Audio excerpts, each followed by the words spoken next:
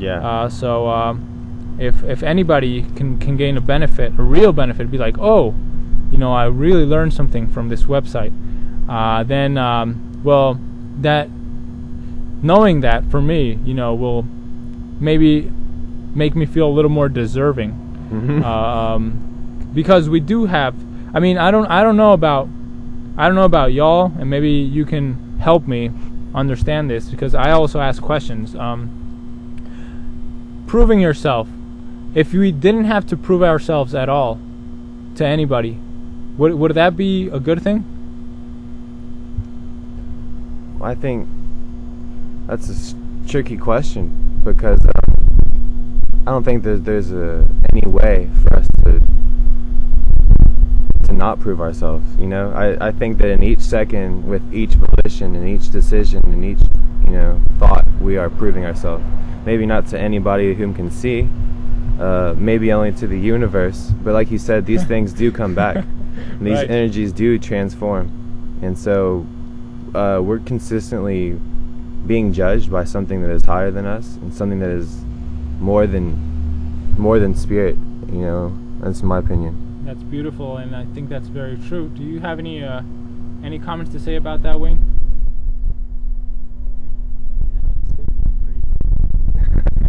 Great, we have an avid listener here, and we appreciate it. I mean, people that listen, it's like talking. It's better than talking. If you can listen, and you know what we're talking about, you listeners, wherever you are in the world right now, just because of the fact that you're listening to this, you're creating a change in your life, in your universe, in your and it's a positive one. We come forth with a mandate from heaven, basically, at least through me, that I'm operating through love here, and basically want to see a positive change in humanity, and want to see the world be a better place, a more sustainable place.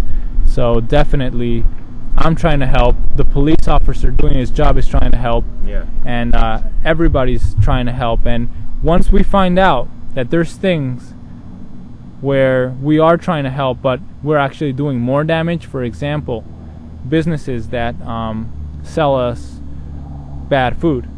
They're helping who? Monsanto. Okay, who are they helping? Their pockets. Okay, we understand that. They're helping who? Poor third world countries that don't have enough to eat, so they need to have this GMO crap?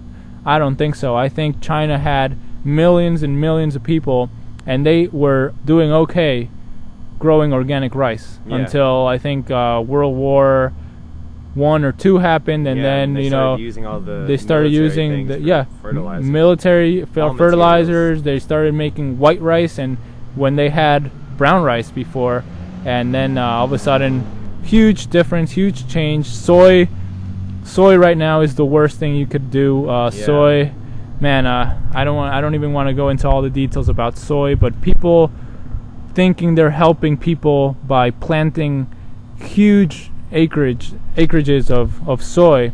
I mean, they did that in Argentina. Now look who has the #1 obesity rate in the world. Argentina.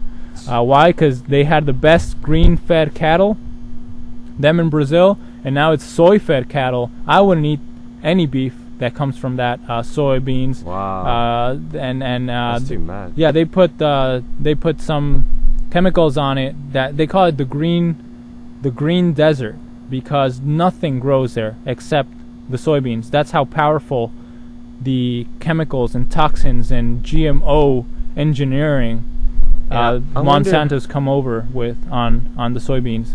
That's how powerful it is. That's why people and animals they've done tests with, they live half their lifespan, their natural lifespan, on a soybean diet, and they become infertile. Yeah, as well, because these modified organisms continue to live within the body. They don't just with organic food, you simply eat, you digest, and then you go to the restroom. With this GMO food, it's different. You eat, you digest, and yet there are things that are left over. There are pesticides, different chemicals that cannot be broken down. Because what a GMO is it's a seed that has been genetically spliced with some other type of seed, or even some other type of animal. And I mean, that's just completely unnatural. it's a aberration. It's a total abomination to human nature and Earth and nature too. Earth and nature, and any Delta human out there. I mean, any person wanting their health and wanting the goodness of the planet, we really have to go back and save our seeds. And I know there's people already, pioneers out there, saving the world's seeds and the wild seeds in the world. And that's one of the things. That's one of the acts, that we appreciate. Yeah, That the people, that have consciousness, can appreciate.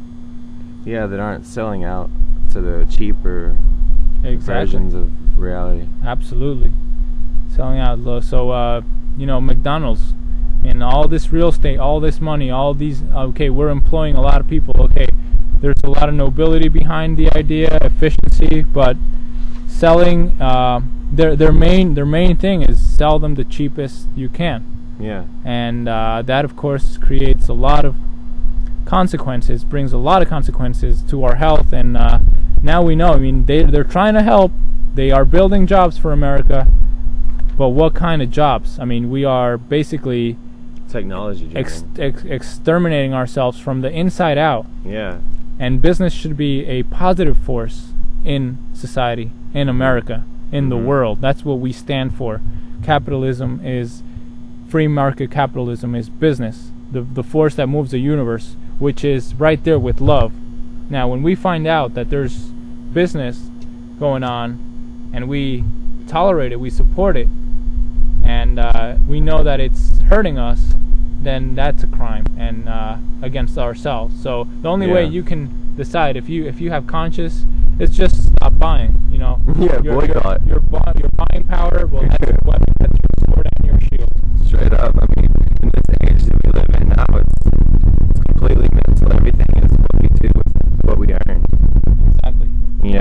And discerning the truth from the massive amounts of lies that these corporations are feeding us through television, advertisements, and billboards. All these things are not reality. All these things are unnatural.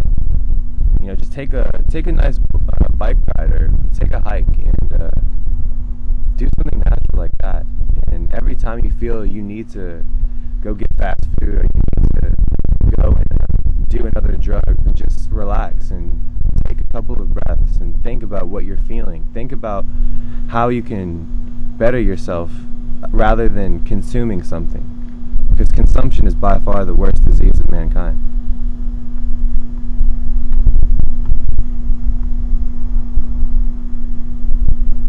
Well, with those thoughts, that was very enlightening, William, and thank you for listening this far. This has been a very interesting session and one of the first ones, and I find myself making realizations with everything we say here. It's so valuable. The universe is hearing us.